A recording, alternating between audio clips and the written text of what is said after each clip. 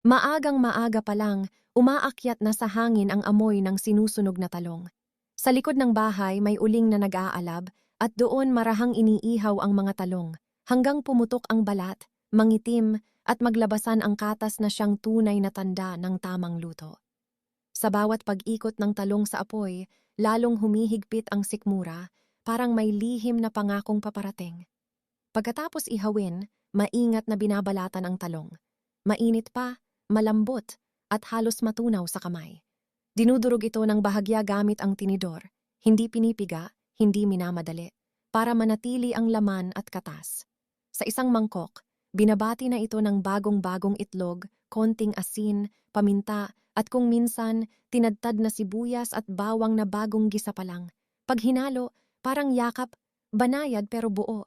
Umiinit na ang kawali. Sa paglagay ng mantika, maririnig ang pamilyar na huni, ang tunog ng simula ng kaligayahan. Ibinubuhos ang timpla ng tortang talong at agad itong sumasayaw sa init. Shhh! Amoy itlog na may halong usok ng inihaw na talong, may konting tamis, may konting alat, isang amoy na kayang ibalik ang kahit sinong malayo sa alaala ng bahay. Habang piniprito, unti-unting nagiging golden ang ilalim. Kapag binaliktad, makikita ang bahagyang sunog na gilid. Iyon ang paborito ng marami. Malutong sa labas, pero sa loob, malambot at makatas. Hindi tinipid, hindi pinilit. Sakto lang, parang lutong may pagmamahal.